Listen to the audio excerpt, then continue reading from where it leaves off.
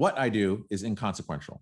Why I do what I do is I get to shorten people's journeys every day. What I love about our hospitality industry is that it's our mission to make people feel cared for while on their journeys. Together, we'll explore what hospitality means in the built environment, in business, and in our daily lives. I'm Dan Ryan, and this is Defining Hospitality. Today's guest is a licensed architect with the American Institute of Architects. He's an industry innovator. He has a keen eye for design. He is the VP of Global Design for the USA and Canada at Marriott International. Ladies and gentlemen, Rado Ivanov. Welcome, Rado. Thank you, Dan. Long-time listener, first-time caller. It is a real pleasure seeing you and talking to you as always.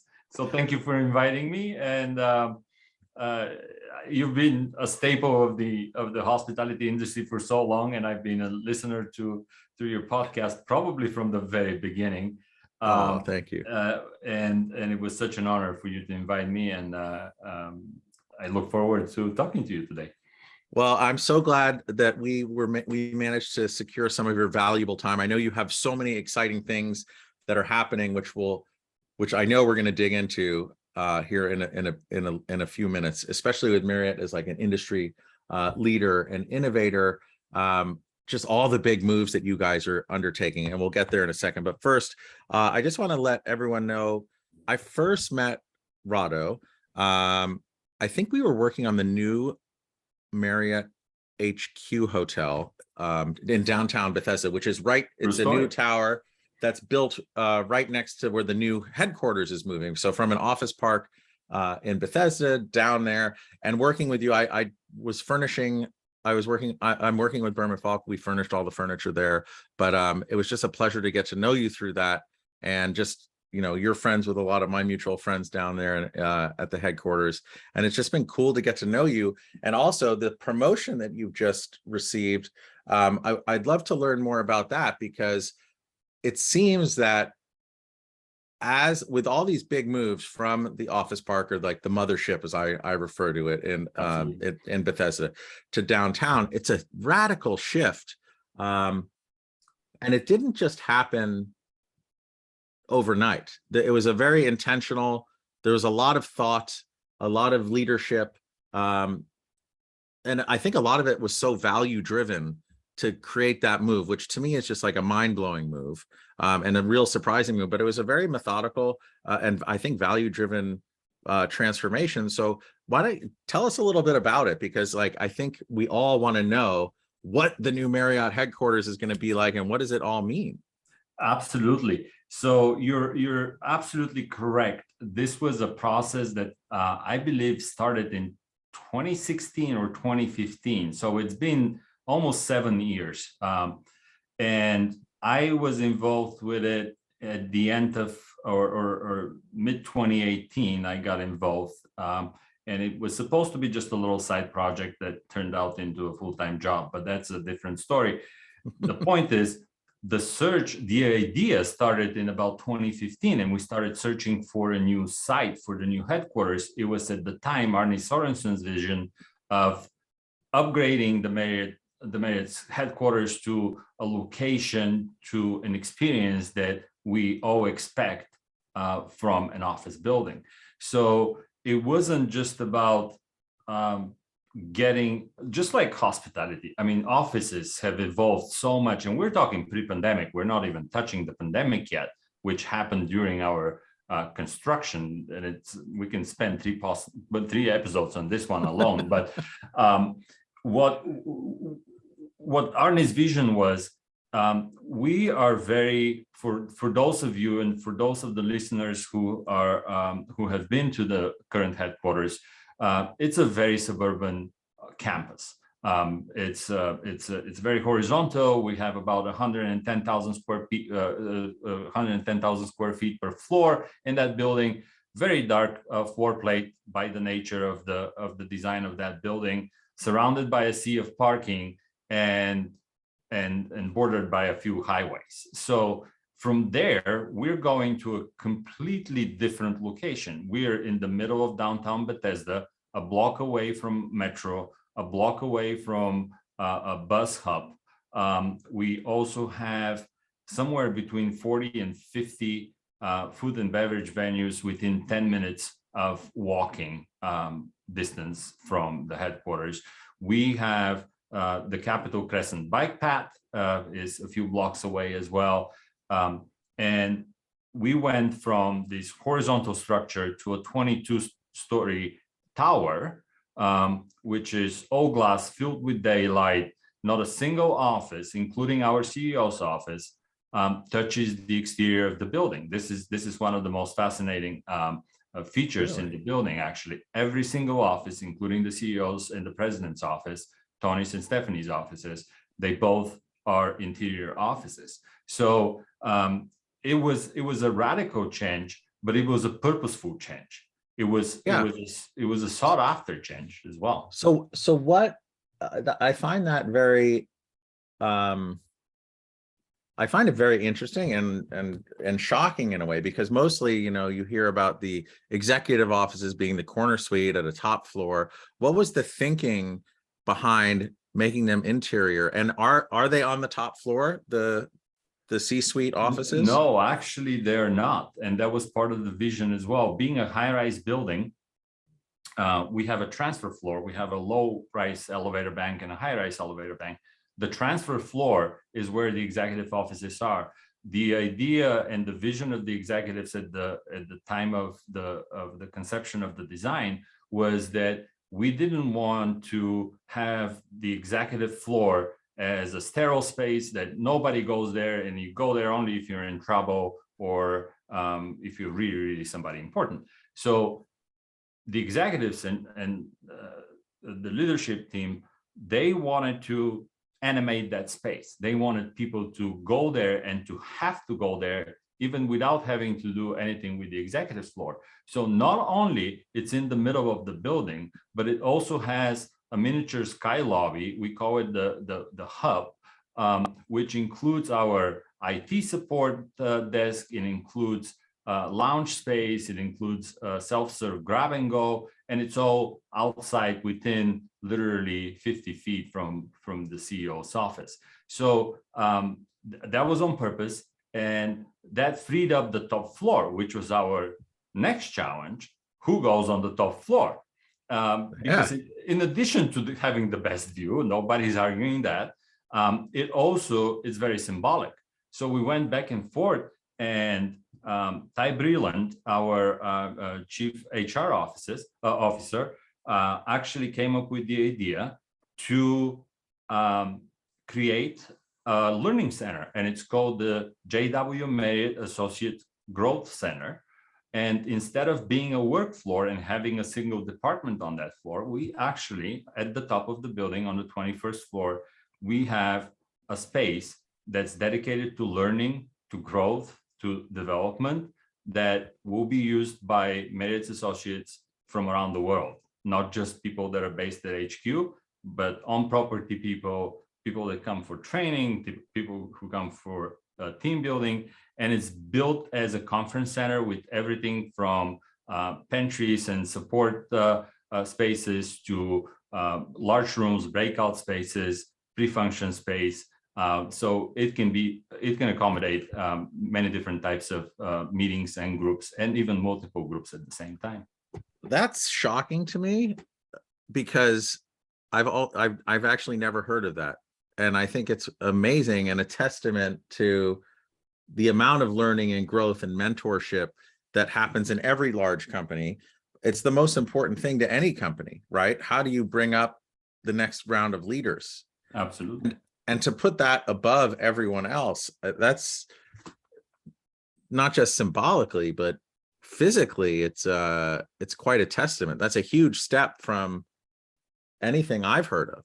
Have you heard of anything like that anywhere else? I mean, when we started the design of the building, we actually went and visited a lot of big companies, single occupant office buildings, just to see what we like, just as much as seeing things that we definitely didn't want to do at Marriott.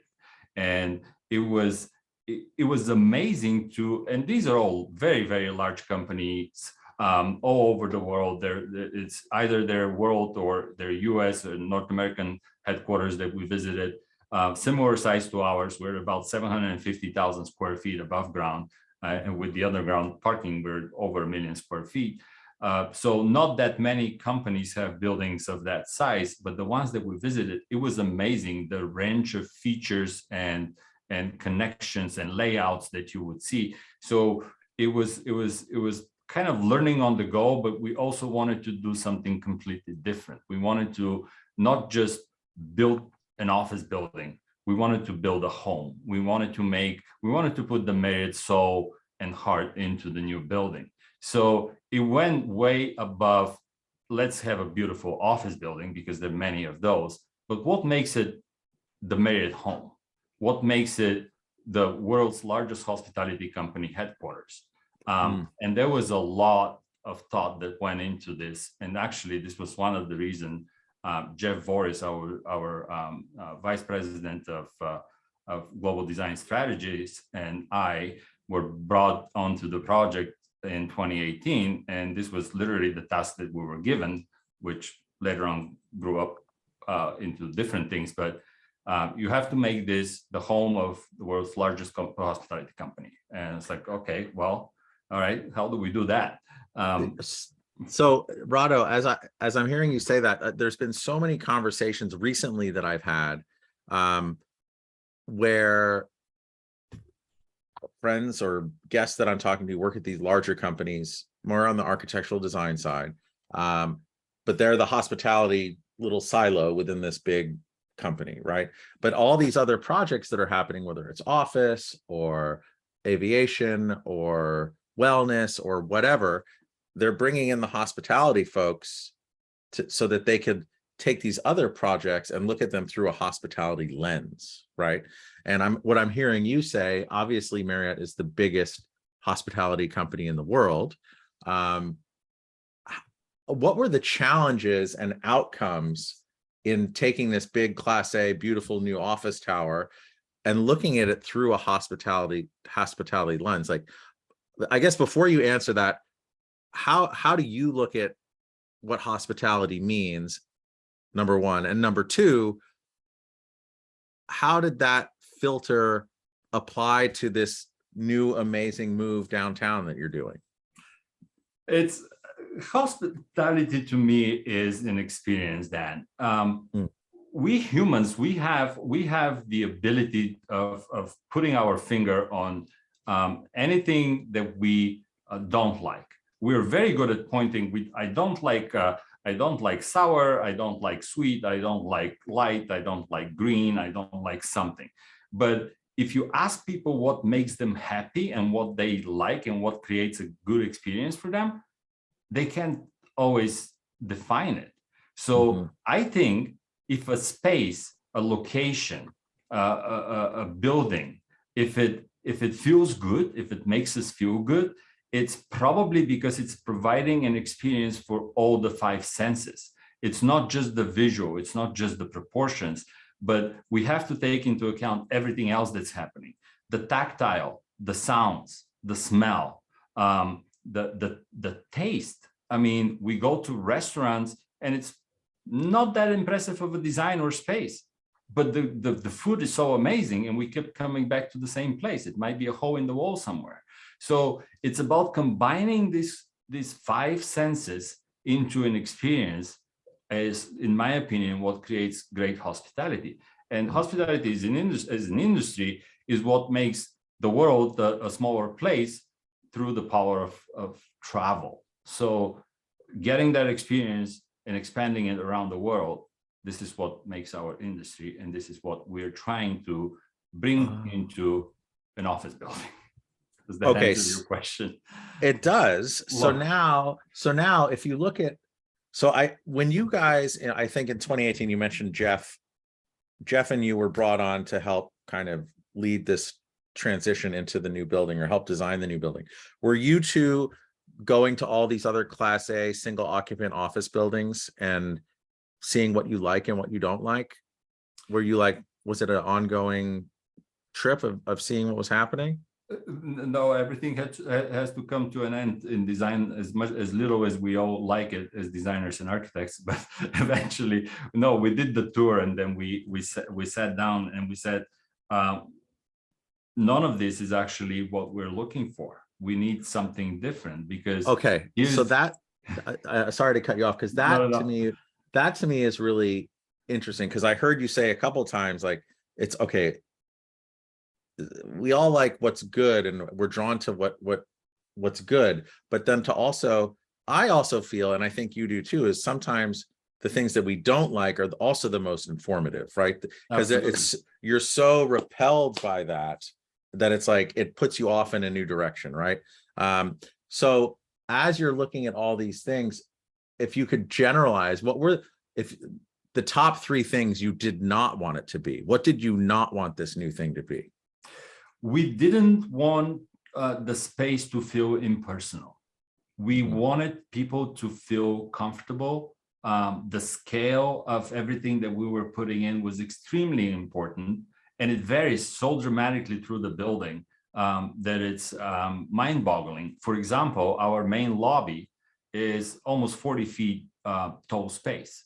So you can fit a 4-story building in the lobby. We can fit one of our prototypical hotel designs in the lobby. And then we have work floors and huddle spaces and phone rooms that have 8-foot ceiling, but that's a small space for 2 people to sit and have a conversation. So completely different experience. So the scale and the space needed to feel appropriate for the functions that we were putting in. The other big thing is, we have 95 years of hospitality history, with Mr. Marriott starting the company in 1927 as a root beer stand in Washington, D.C.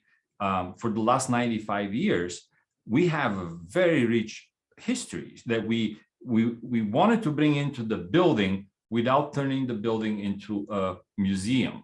So how do you bring that history in? What are the touch points? And it's not peppered all throughout the floors, but we have these surprise points, and I'm not gonna disclose all of them because I want everybody to come and see for themselves. But some of them are actually even before the security in the space of the lobby that's open to the public. We also have a coffee shop that's open to the public as part of our ground floor experience, and we invite people and the general public to come and see. And we have something that we call the Cabinet of Curiosities. And that's a wall that features, Marriott is all about people. And it features not items that are related to the hotels necessarily. They're all related to the people working at those hotels. We have 800,000 associates around the world that wear the Marriott badge every day to work. So how do you represent those people, and how do you represent their commitment and their history and their backgrounds, and how do you make a company out of this? So the Cabinet of Curiosities has everything from name badges from people from around the world, to key cards that were used in properties around the world, to the Follow Me bike that's from that famous picture at the Twin Bridges Marriott, which was the first property that Mr. Marriott built back in 1937. The Follow Me bike that was after the drive-through registration, and then you have somebody on a bike and it takes you to your parking space. And so we have that bike as well in that space, along with some more interactive portions of the exhibit. But the end, we have a portion, one of the panels in the cabinet is dedicated to postcards.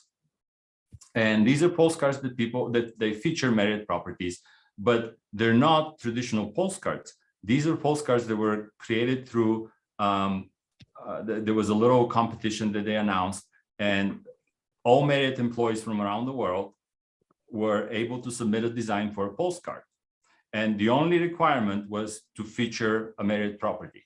And it didn't need to be a photograph. It didn't need to be a piece of art. It could be computer generated. It could be hand-drawn. It could be watercolored, photograph, anything you want in a postcard format. and I think it was open only for a 2-week period. They received over 900 submissions. I think it was 960 submissions, and we needed 16. So they selected the first 16, and they will be printed there. And those postcards will be available for people to just take and mail from the Marriott headquarters to their friends, to themselves, to whoever they want. So that's another thing of bringing people and bringing the gift and the talent that everybody has into the headquarters in a kind of creative way and an interactive way for everybody to experience. So as I'm hearing you speak about just the talent and the people and just this leadership growth, right? You've mentioned this a couple of times. One of the things that I've heard from other conversations at Marriott in particular is that not everyone in these positions of leadership come from hospitality. They're leaders from all different amazing segments and silos and industries, and it seems like this big I don't know, just collaboration and melting of ideas and collisions of ideas. From your experience, I know you've been at Marriott a while, but like, how do you see all the people sitting in all these seats and these great ideas, and having 30 plus brands come together and just all this continual growth and leadership development? Like, how do you describe that to me? Because to me, that is also just fascinating, to keep track of everything and to grow and to be the biggest. So it's very true. I am amazed daily, and I don't exaggerate. Every day, I learn about new entire departments that I didn't know existed in Marriott, not let alone people, but people's collective and individual talent at Marriott is unbelievable, and it's applicable to the entire company. But taking my department as a representative sample of it, our day job is to help our ownership groups and consultants and help them build a successful on strategy, profit-making project, hotel somewhere, right? Mm-hmm. And the complexity of each property, the challenges, the unforeseen circumstances that we all have to deal with, it takes it way above and beyond design, above and beyond architecture. It's about, it takes an enormous skill to allow every single one of us to adapt to each of the 30 or 40 or 50 projects that we typically run, each one of us, and to handle it at any given time. So most of the people come from traditional architecture and design background, but not always the case. Some folks in our group, for example, and they don't always come from hospitality, because as you said earlier, these swim lanes are no longer clear. It used to be office, and then you have a hotel, and then you have a restaurant, and then you have a multifamily building. All of this is now together. We don't have lobbies anymore. We have great rooms. We don't have restaurants. We have lounges. We don't have just a workspace. We have an experience of hospitality even within the lobby of the building. There are couches, there are the individual armchairs, booths, and so on. So because of this, having people from different industries is actually natural to me.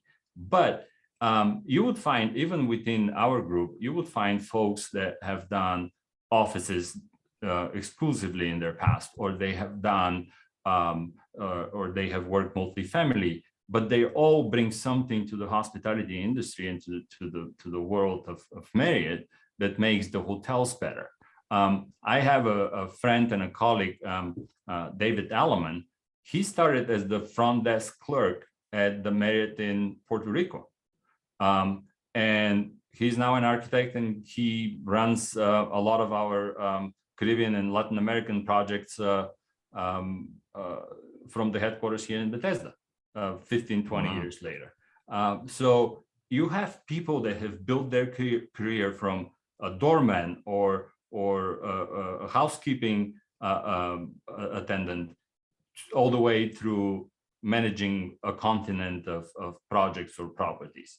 So it's fascinating, and it happens in every single department of the building. So that's why people are always first at Marriott, and it's very important to the company culture to have that opportunity to have the growth, and hence the growth center on the 21st floor makes a lot more sense. Yes. And then, okay, so then that also comes back to the vision of Arnie, correct? That is correct. Yeah. So I know, you know, as such an incredible force within our industry, and, you know, obviously he's no longer with us, but it is still, his vision is still living on in so many different ways. I want to, like, that vision of you going to all of these different single occupant buildings. Okay. If you think about the vision that Arnie had set in place back in 2015 or something, and now you guys are on the verge of moving in, like in the next week, or I think week or two, depending on when this airs.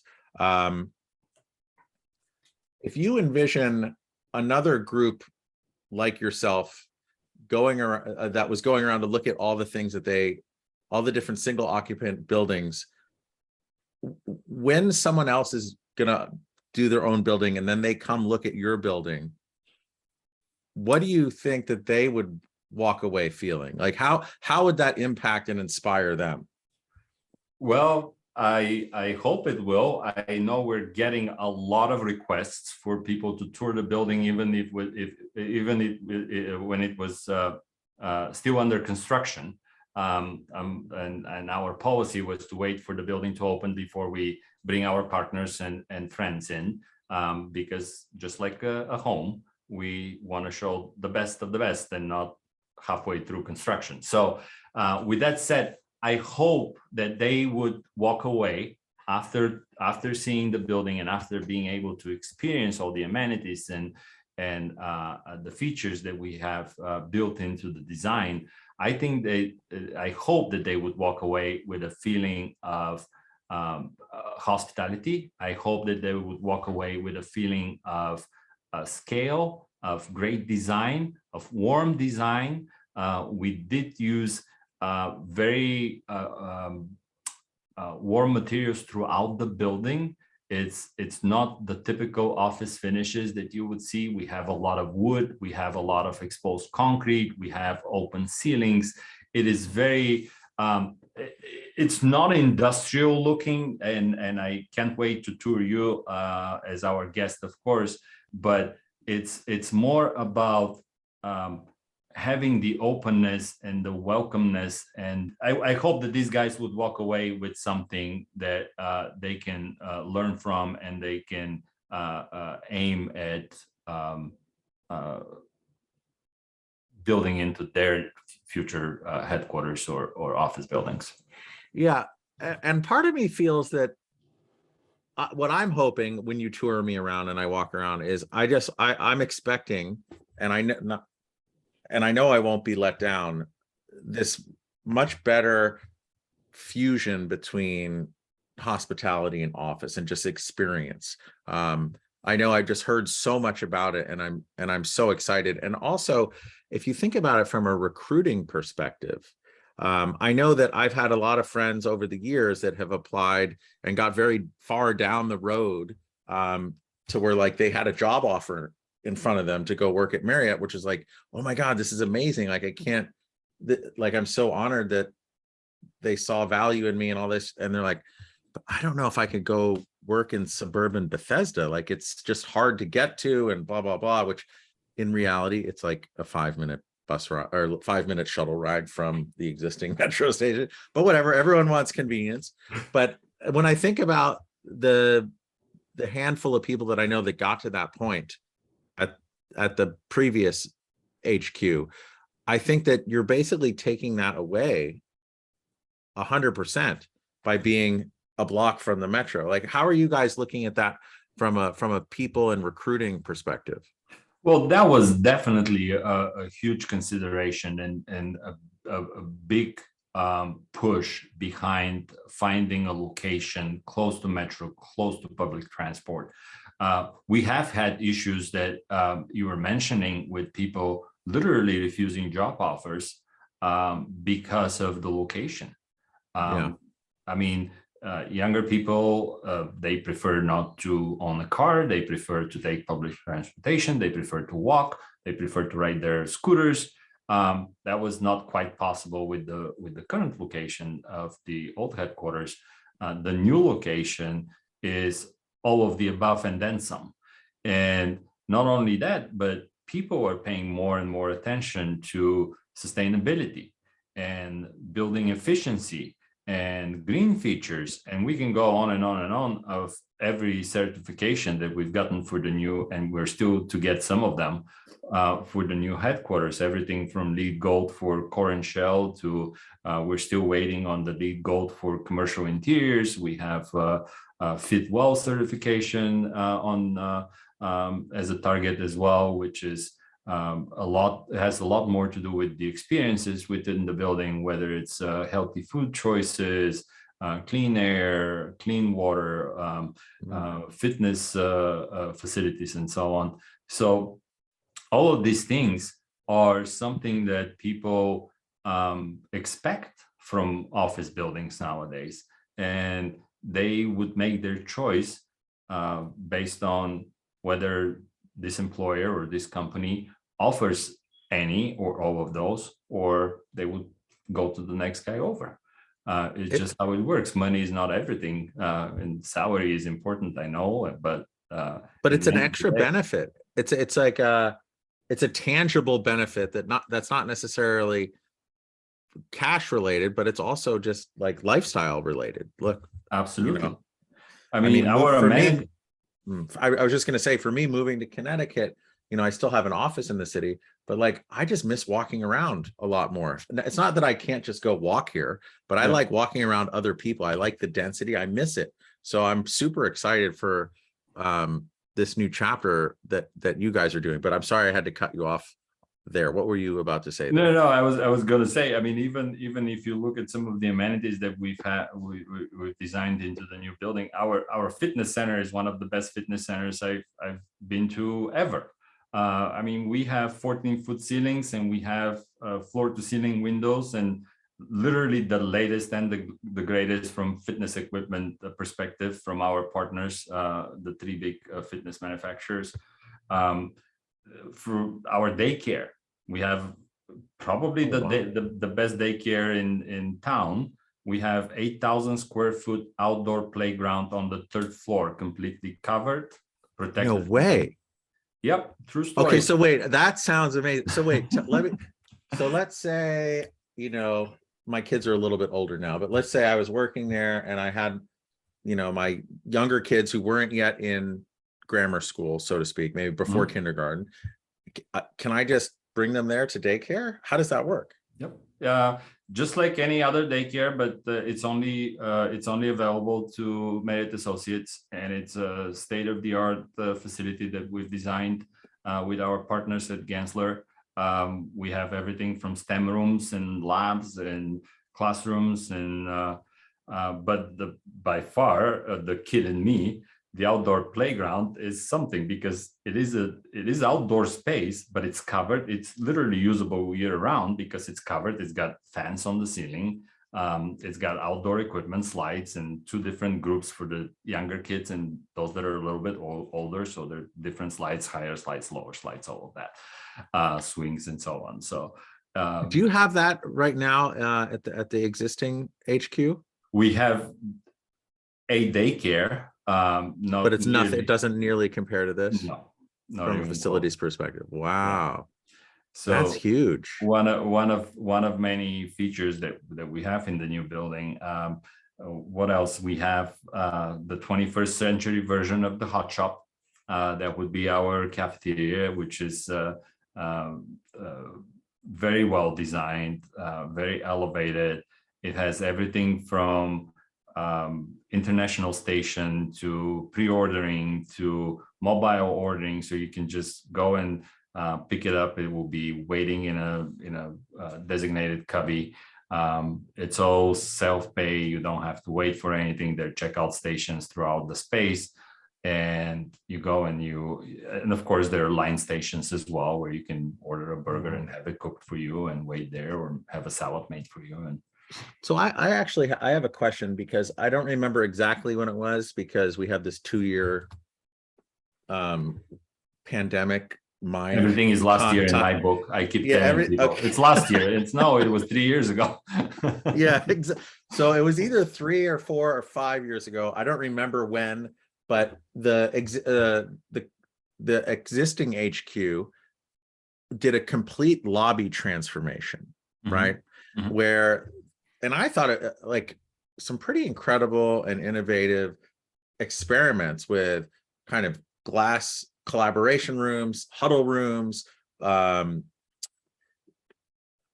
just other breakout and meeting rooms with really cool teleconferencing capabilities, but super almost, it reminded me of like walking into the Star Trek Enterprise at one point, right? It was really cool. And like all that stuff was really activated, and people, they were always, at least when I was there, they seemed to always be full and used. Was that almost as a concurrent laboratory for what you would apply to the new HQ, or did that exist separately? Like, how did any of that inform what's happening at the new HQ? It was not intentional, but yes, it did inform what was happening at the new HQ. And probably I'm gonna air some laundry here, but I'm gonna mention it still. What we did on the first floor of Fernwood, our old headquarters, was we renovated and we created all these spaces, which were beautiful meeting rooms, beautiful active meeting room spaces where you can be on a treadmill and have 4 people or 2 people against each other and talk while walking and so on. And treadmill desks, right? Not fitness treadmill. But so all of this was great, but it was one of 6 floors. So what was happening, everybody wanted to have a meeting in the Bethesda room on the first floor, but we had 4,000 people and 14 seats in that room. So that was challenging. Unless you book it 3 months in advance, probably you weren't going to get that room. And this was something that we that became very purposeful in the new headquarters design with our partners at Gensler. When we started laying out the floors, what we did was actually making sure that every floor, now that the footprint of the floor went from 110,000 square feet to 28-ish, 30 maybe, and depends on what you count within the footprint. Now, every floor has something we call the South Hub. And this is a space, and we call it the South Hub because it's facing south, not all that creative, but it has a series of 5 meeting rooms that are very elevated finishes, elevated AV experience, built-in microphones, all of that. And it happens on every floor. Every work floor would have those nice rooms that we were all fighting for at the old headquarters. So, and then the little huddle spaces that we had on the ground floor, these little banquettes that you can have a one-on-one with somebody along the corridor as you're coming through, if you remember that. Same thing is happening now on every single floor of the new headquarters. So you have these informal spaces. And then when the pandemic happened and we had to reevaluate the design, we were halfway through construction. So our solution was, chances are not everybody is going to come back to the office Monday through Friday, 8 to 5, right? When people come to the office, they'll probably come to collaborate. They'll come to talk to each other. They'll come to have time with their team. So we took out about 28% of the workstations that we have designed in the open floor plan. We took them out. And we replaced them with collaboration furniture. Some of it is more formal, more like a communal table with power, with data connectivity and everything. And some of it is very informal. It's literally this plywood modular pieces that you can move around and stack and create an amphitheater if you want, and just have a meeting with 10 people. And of course, we have the technology all wireless. So we have this Microsoft Surface touchscreens that are literally a Surface computer on steroids, because they're, I don't know, they're 70 inches or so. And they are on a mobile cart, and they have their own internal battery and everything else. And you plug in them overnight, and then you unplug them in the morning, and you can roll them on all day. And you have a big screen that you can put anywhere on the floor. So that was another question of mine. Okay, because that's super amazing, because to have the foresight to think about that okay, it's going to be a hybrid situation, or more of a hybrid situation. There will be a lot more collaboration when people are in. And then hearing you talk about all these technological advances, how challenging was the technology to get all that to integrate with the new space and the layout? Because I'm assuming none of that stuff is really off the shelf, as far as from booking the rooms that you want. How do you just make sure everything is working in those? I can't even imagine That's a whole the different programming behind it. And is that, and did everything you learn in doing that, is that going to, are you taking any of that into your hotel operations as well? Because I think that must have been an incredible laboratory. We definitely learned a few lessons along the way, and you're absolutely correct. As cutting edge as everything is, just like with your phone, nothing works from the first time. So there was a learning curve. There was some back and forth in terms of finding the right balance of being high-tech enough without being on the bleeding edge of new technology, because we're multiplying everything by 750,000 square feet. It's not, if it's one room that we're talking about, we can experiment all we want. We will replace that TV or touchscreen or whatever technology we put in that room with the next one that comes in tomorrow, and it's all good. But hopefully we have to last a few years with the technology that we have now, that we've built in now. And it was critical for us to find that right middle of not being so crazy high tech that anything hardly works, but to have the capabilities without having the being the absolute first company incorporating a given piece of the technology. And the biggest challenge, it was integrating all the different vendors, because it all sounds good. It's like, no, we'll just mirror my phone on the TV. Yeah, but you have an iPhone, I have an Android, somebody else has a Google phone, third one. And it's not, and it goes on and on and on, and it goes Mac versus PC laptops and so on. Everything has to work the same way. Everything has to work seamlessly. So when you start, and then you have, of course, the technology in terms of hardware that is in the rooms or in the space, whether it's a monitor, whether it's a microphone, whether it's a wireless touchscreen somewhere to control the blinds, or to control the lights, or to control the volume of the speakers. All of these things they come from different manufacturers. They have to talk to each other. They have to talk to the elevators, which are also smart elevators. I mean, everything in the building is designed to talk to each other. But the challenge with this is we got to make sure they talk to each other. Yeah. And then so in learning from that, and I'm sure as like all 3,000 people plus that move in there, there's going to be a learning curve and all that good stuff of when you're first starting it up.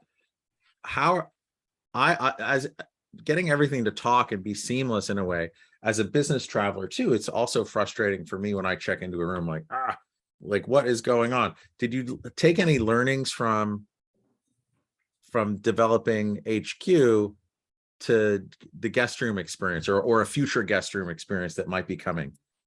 Absolutely. So in addition to actually learning from the office space, we're building our innovation space within the HQ and the hotel across the street, where we'll have our model rooms, which we currently have at the basement.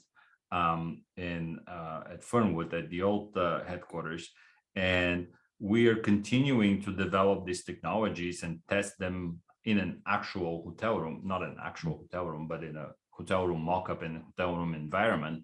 And that's something that's ongoing. That's never going to stop. And it has, I mean, the headquarters project is helping it, but it's not the sole contributor to developing that technology. We're constantly looking, whether it's mobile key, whether it's mobile check-in, whether it's self-check-in, whether it's technology for ordering food, for getting other information when you're on property and so on. Everything is getting developed in a way that would provide the experience that the guests are expecting when they stay at one of our properties. I think another exciting thing is that you're going to have your new headquarters, the Class A office tower, but then there's also the new HQ hotel across the street. So it seems to me like all of the different hotel ownership groups, management companies, everyone who's coming in to see and meet and collaborate, they're going to actually get to stay in your hotel that's right there too. And then I forgot, you mentioned the model rooms that you'll be having.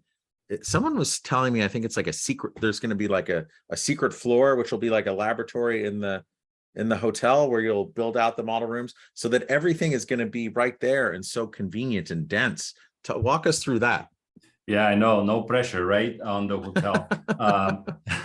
It's true. So we were super careful with the hotel when we had a great partner in Bernstein companies who are the owners of the hotel next door to the headquarters. And as you said, Dan, it was everybody and their brother was involved in this hotel, from a management perspective, from HQ perspective, from brand perspective, to make sure that this is a property that's exemplary, that meets every single brand standard that we currently have for the Marriott brand. And it is a Marriott hotel. It's not one of our other 29 brands. But the challenge was we wanted to be innovative. At the same time, we wanted to stay within the guidelines of our design standards. So what if we do something that's really interesting, but it doesn't meet the standards? And now the next ownership group is going to come and visit, and we're trying to convince them to build something on strategy. And they would say, well, you didn't do it in the hotel across the street. Why should I do it? So we had to balance all of this. So having the innovation rooms within the hotel gives us that extra opportunity to actually experiment. And it's the global design strategies folks and my colleagues at the other end of the floor who would be running those rooms as they have at Fernwood, and they will keep developing. They will continue to develop each of the brands that we are representing in those spaces. And maybe a new strategy comes up for the next version of the AC that's going to get built out, it's going to get tested, it's going to get they'll kick the tires and make sure that everything works the way it's supposed to work. The best part about this, and something that's really exciting, is unlike the model rooms that we currently had or that we had at the old headquarters, the new ones are actually fully plumbed, fully powered. They're functioning rooms. Somebody can stay, they can go and take a shower, they can brush their teeth, they can see if the bathroom's good enough for makeup, or if the bed is soft enough, or if the light through the window is too much, or if the curtains are not blacking out enough light. So they will be actual functioning rooms. Oh, no way. So if I were developing a hotel, a new AC or a courtyard or whatever from your 30 brands, I could actually stay in the latest generation of that room in the hotel, and correct, I could spend the night in there? Well, technically you can. I'm not sure it would be something that I'm booking the Bethesda Downtown Hotel and I end up staying at a courtyard room. It's not, it won't work that way, but we definitely will be able to put focus groups or ownership groups or people that we want to get feedback from. Oh yeah, I didn't mean the general public. I meant if I were going to be developing you name the Marriott brand, Right. and I was the owner, and I was like, oh, I just have questions. I want to really experience it. In That would theory, be possible. wow, that's really cool. Oh wow, that's amazing. Because right now in the basement on in Fernwood, I guess they're not plumbed, are they? No, they're just no. there, but They're not. it's I mean, still a good approximation of the room. Like you really get the feel for what it is, but then to actually make it livable is pretty awesome. Yep. It's a completely different story because, as I said, you can experience one of the 5 senses in the current rooms versus staying in the new rooms. You get to experience the other 4 as well, right? Yeah. And that comes back to the beginning of hospitality. It's tying in all the senses. So in a way, you know, you weren't getting the complete picture. And now this whole move downtown, you're able to tie everything together and get the complete picture. That's the idea. Okay, so let's pretend you guys are open right now. And what is exciting you most about everyone's there, everyone's working, things are happening. As you're sitting there in your new HQ, I don't know, everything is humming the right way. What's exciting from that moment? What's exciting you most about the future of what your experience at Marriott will be? For me personally, in terms of moving into the new building, if we were trying to time it, we couldn't have picked a better time frame, because with where we've been for the last 2.5 years, with everybody staring at small pictures on the screen and seeing each other once every 6 months, coming into the new building builds that excitement within the team and within the company as a whole, because here's our new home. Here are completely different experiences than what we had at the old headquarters. It would bring the people together, and I think it would energize not just the individuals, but also would bring new energy within the teams. And I think that's something that's absolutely exciting, and it will lead to new achievement, to innovation, to more collaborative environment, and I'm excited about that. As far as me and our team, my most exciting project is always the next one. So I look forward to our new builds that are coming. I look forward to some great conversions that we have. I look forward to getting some of our new brand standards implemented into the next property we developed, and mostly seeing and working with people in 3D versus the screen is what I'm looking forward to. Oh yeah, I mean, that's going to be fantastic. And it's really true. The opening and just kind of staying on target with all the construction and getting it to where, you know, it appears the world is back to somewhat normal. And to be opening this, I don't know, this new headquarters, or it's really the heartbeat of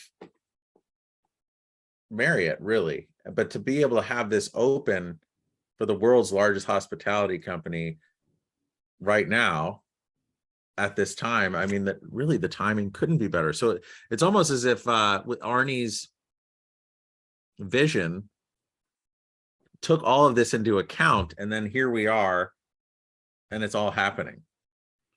I know, and I think the last time you were down here in Bethesda, even the plaza between the building and the hotel next door was not complete.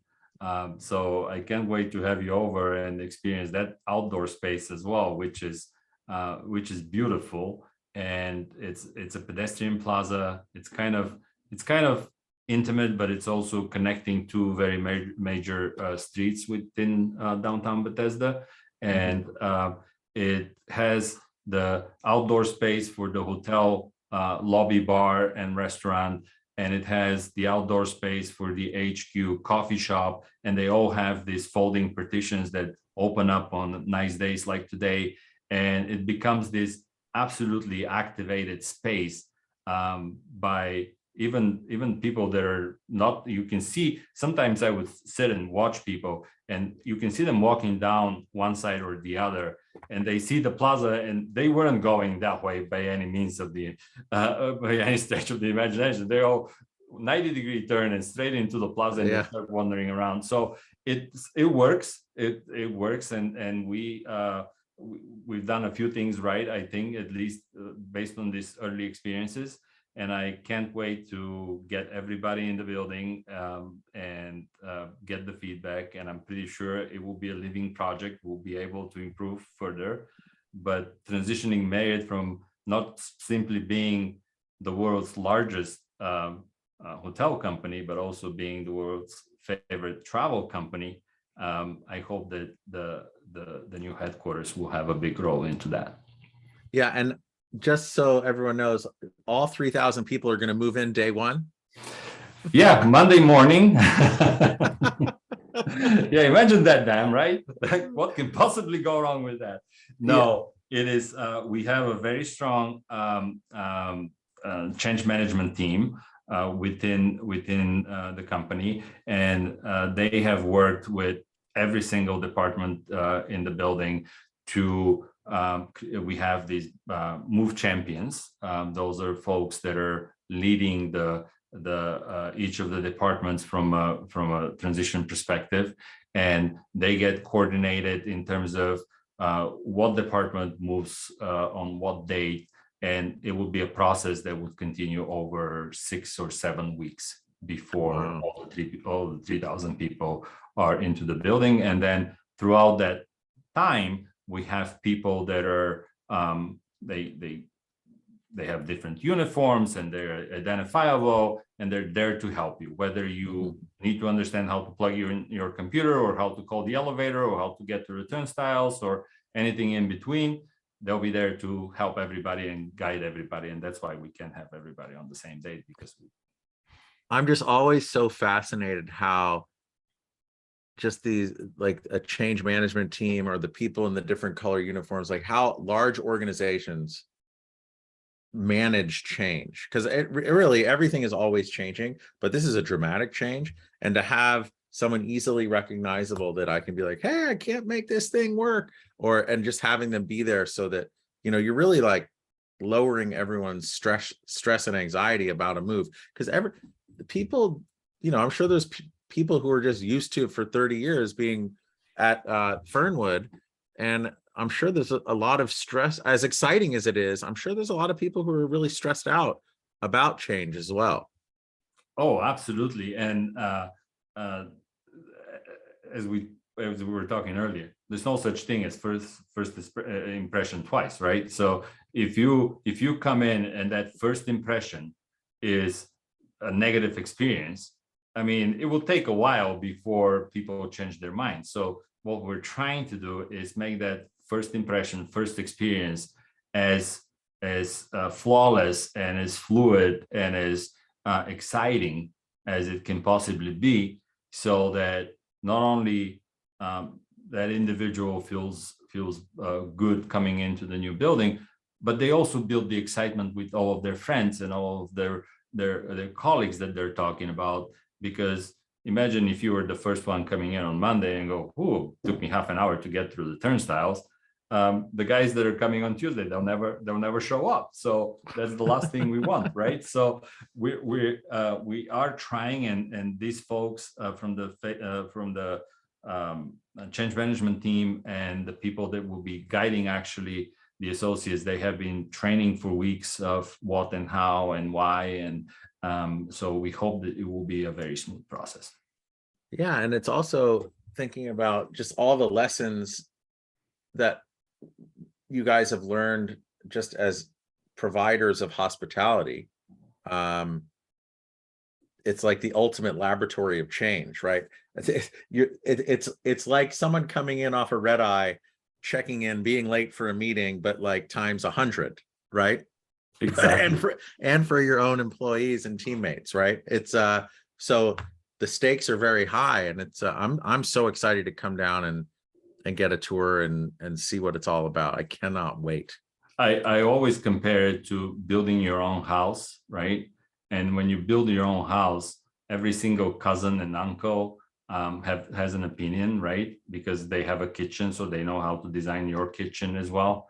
Well, imagine having 3,000 cousins, and it's the nature of the process, right? Everybody feels ownership of the new space, and they want to be involved. But there are different ways of involvement, and there are different paths of involvement, and we want to be inclusive, and we want to make sure that everybody's needs are addressed. But I'm pretty sure we have some misses here and there, and it's gonna be work in progress, and we'll get to a happy place. But I hope that this first few weeks will be as smooth as possible, so that we can start on the right foot, and we'll only get better from there. Yeah. And Rado, how long ago did you start at Marriott? It will be my 5 years in September. 5 years. Wow. That's amazing. And just to think about those 5 years that you've just all the change in that 5 years is so freaking crazy. Oh, absolutely. Wow. Yeah. Wow.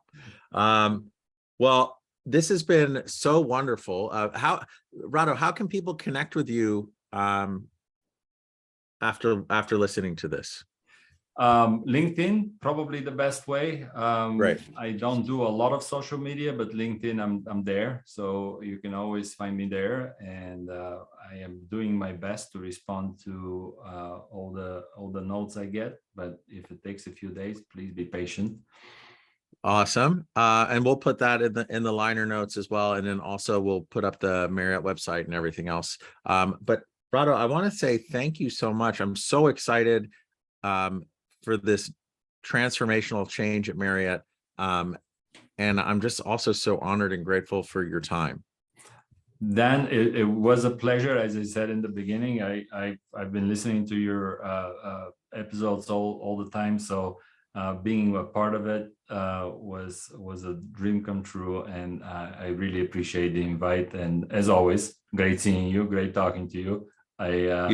I always get inspired by your positivity and your broad thinking. So thank you for that as well. And I look forward to having you here in Bethesda soon. Well, thank you. And now you're making me blush. And also, most importantly, I want to thank our listeners, because the show keeps growing, and it's all because of you and word of mouth. So if thinking about hospitality, if you're thinking about hospitality has changed even in the slightest bit, or you looked at it a different way just from this conversation with Rado and the transformation that Marriott is undergoing, please pass it along. It's all word of mouth. And I appreciate you all so much for listening to us. So thank you, everyone, and we will catch you next time.